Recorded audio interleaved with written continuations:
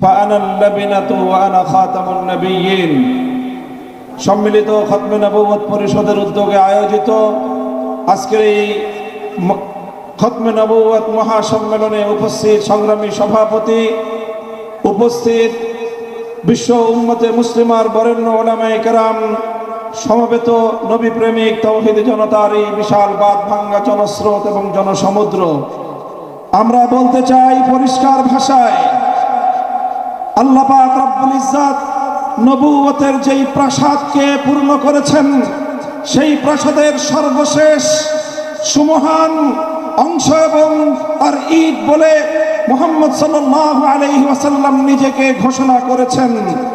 আল্লাহর নবীর পরে ইসলামের নবুয়তের এই সুমহান প্রাসাদে অন্য কেউ যদি নবুয়তের পরিচয় দিতে চায়, সে নবুয়তের এই সুমহান রাজপ্রাসাদে আবর্জনা, ময়লা বলে বিবেচিত হবে। ইতিহাসের ঘৃণিত ময়লা আবর্জনা কুখ্যাত গোলাম আহমদ কাদিয়ানী এবং তার অনুসারীদেরকে বাংলার রাষ্ট্রে কাফের ঘোষণা দেখতে চাই। পরিষ্কার বলছি, আমরা 2013 সালে নবী প্রেমিক তাওহীদি জনতার শাপলা চত্বরের রক্তের উপর 24-এর যে বিপ্লব প্রতিষ্ঠিত হয়েছে, সেই বিপ্লব পরবর্তী বাংলার মাটিতে কাদিয়ানীর মুসলিম ঘোষণা হতেই হবে, হতেই হবে। সরকারগুলোকে বলতে চাই, আমাদের পূর্বপুরুষ খতিব ওবায়দুল হক, শাইখুল হাদিস আল্লামা আজিজুল হক, সৈয়দ ফজলুল করিম পীর সাহেব চরমনাই, মুফতি ফজলুল হক আমিনী থেকে আল্লামা আহমদ শফি রহমতুল্লাহ আলাইহি, জুনায়েদ বাবু নগরী, সকলেই কাদিয়ানীদের খতমে নবুয়ত, এই কাদিয়ানীদের অমুসলিম রাষ্ট্রীয় ঘোষণা শুনে যেতে চেয়েছেন, দেখে যেতে চেয়েছেন।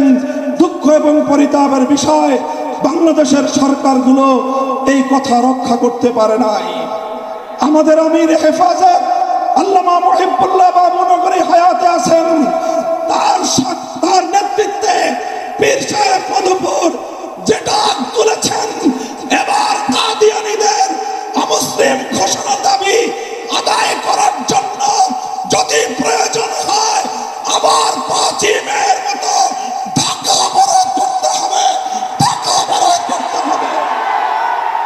শুধু ঢাকা নয়, প্রয়োজনে জাতীয় সংসদের দিকে লং মার্চ করতে হবে, বাংলাদেশ অবরুদ্ধ করতে হবে, সকল রাজনীতি বন্ধ করে দিতে হবে, পার্লামেন্ট অচল করে দিতে হবে, সচিবালয় বন্ধ হয়ে যাবে, বাংলাদেশ থমকে দাঁড়াবে।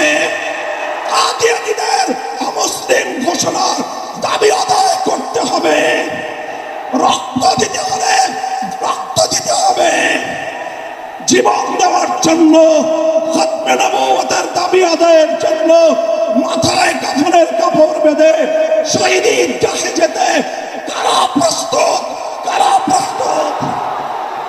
ইনশাআল্লাহ এ দাবি আদায় হবে।